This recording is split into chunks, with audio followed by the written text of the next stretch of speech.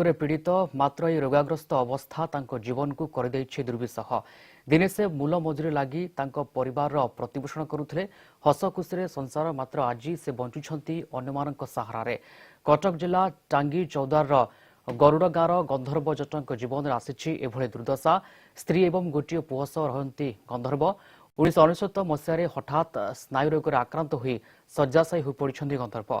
बंद हो जाइछि रोजगार, निजर चिकित्सा खर्च भरणा करिपार नाहंती से। एबे से जीवन युद्ध संग्राम चलाइछंती। मासकु सरकार पक्षरु मिलुथुबा 35 किलो चाउल ही तांकर एकमात्र सहारा। एहा बाद गंधर्वଙ୍କ पत्नी मागी जाची निजर परिवार चलाउथले हे ताहा समुद्र को संकेत सदृश। एबे गंधर्वଙ୍କ दरकार उत्तम चिकित्सा एवं सरकारी सहायता, जहाद्वारा से निजे बंचवा सह निज परिवार को बंचाई पारिबे। रोग तो कौन है 20 वर्ष है सरकार तरफ किसी साहाଯ୍य कले चलू बोली स्वामी पुआ चलू बो मागी जाती चलु बापा को सरकार तरफ किसी सहायता है से चिकित्सा हम चल पारे।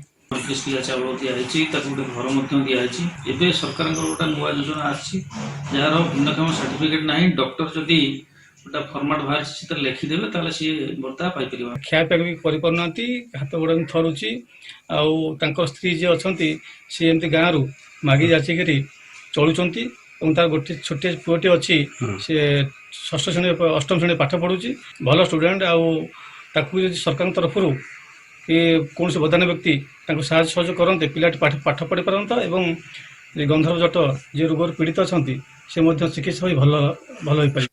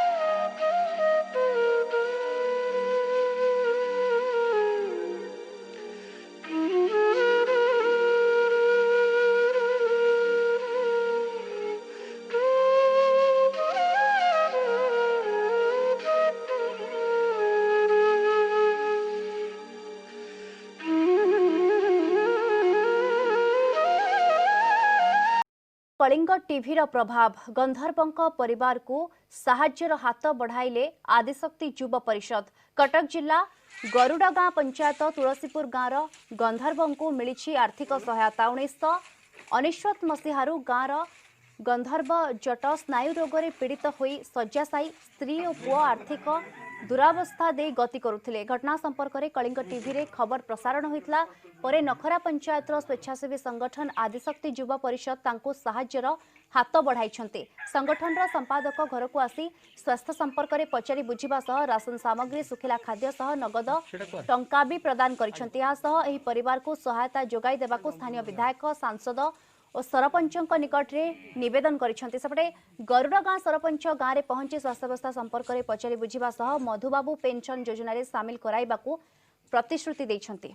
तो किछि दिन तले कलिंग टीवी रे एक खबर प्रसारित होइतिला जो तुलसीपुर ग्रामर गंधर्व जट नामक जड़े स्नायु रोग रोगी दीर्घ 20 वर्ष धरी अक्षम अवस्था पड़ रही आर्थिक अभाव अनटन भितर परिवार प्रतिपोषण होउछन्ति।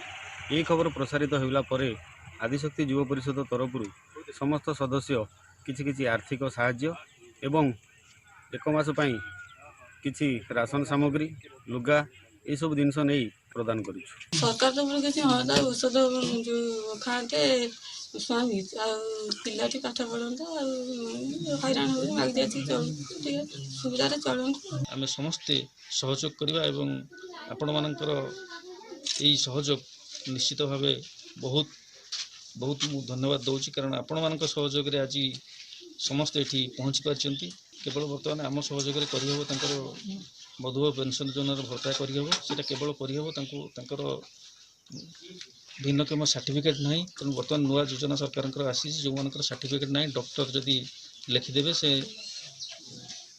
ମଧୁବାବୁ ପେନ୍ସନ୍ ଯୋଜନାରେ ପ୍ରତି ମାସରେ 500 ଟଙ୍କା ଭର୍ତ୍ତି